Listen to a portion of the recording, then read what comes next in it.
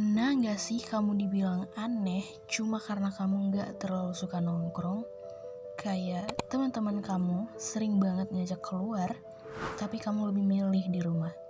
Terus mereka mulai bilang kalau kamu itu sombong, gak asik, bahkan antisosial.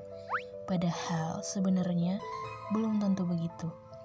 Bisa jadi cara kerja otak kamu memang berbeda, dan justru itu bisa jadi kelebihan.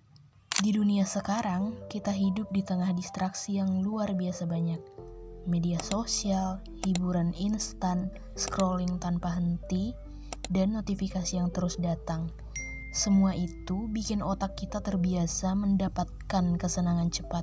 Kita jadi ketagihan dopamin, kita jadi butuh stimulasi terus-menerus supaya merasa hidup. Makanya, banyak orang merasa harus selalu keluar, selalu kumpul, selalu ramai, karena kalau mereka sendirian, mereka merasa kosong. Mereka merasa nggak nyaman. Tapi orang yang nggak terlalu suka nongkrong seringkali punya hal yang berbeda. Mereka lebih nyaman dengan pikirannya sendiri. Mereka bisa menikmati waktu sendirian tanpa merasa kesepian. Otak mereka nggak selalu butuh keramaian untuk merasa cukup. Dan ini bukan berarti kamu antisosial. Menurut psikolog seperti Carl Jung, ada tipe kepribadian yang memang mendapatkan energi ketika sendirian. Mereka bukan benci orang, mereka hanya butuh ruang untuk recharge. Jadi, kalau kamu habis nongkrong malah capek, itu bukan kelemahan. Itu hanya cara otak kamu menjaga energi. Menariknya, ini juga berhubungan dengan kontrol diri. Orang yang gak selalu ikut nongkrong biasanya lebih sadar waktu. Mereka lebih mudah menolak distraksi. Mereka tahu kapan harus bersosialisasi dan kapan harus fokus pada tujuan hidupnya. Bukan berarti mereka nggak butuh teman. Mereka lebih memilih kualitas dibanding kuantitas. Mereka lebih suka hubungan yang dalam, obrolan yang bermakna, daripada sekedar ramai tapi kosong. Sekarang pertanyaannya, kenapa banyak orang takut sendirian? Karena ketika sendirian, kita dipaksa menghadapi pikiran kita sendiri. Kita mulai memikirkan masa depan, kecemasan, ketidakpastian, bahkan luka yang belum selesai.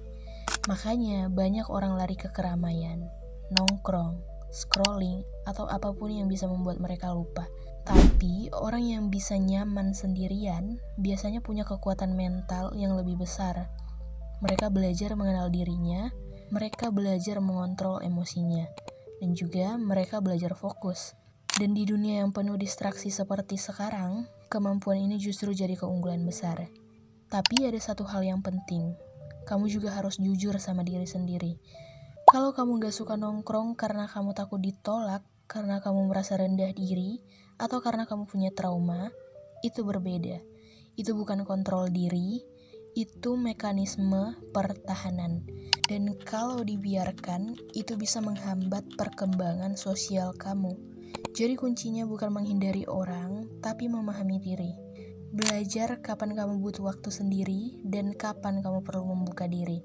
Karena pada akhirnya, hidup bukan tentang selalu ikut keramaian, tapi juga bukan tentang selalu sendiri. Yang paling penting adalah keseimbangan. Di dunia yang penuh distraksi, orang yang bisa duduk diam, fokus, dan mengenal dirinya sendiri justru punya keunggulan.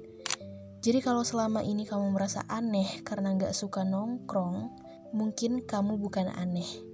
Mungkin kamu cuma sadar waktu. Dan pada akhirnya, bukan siapa yang paling sering nongkrong yang akan berhasil, tapi siapa yang paling bisa mengontrol dirinya sendiri. Kalau kamu relate dengan ini, coba tulis di komentar. Aku enggak antisosial, aku cuma fokus.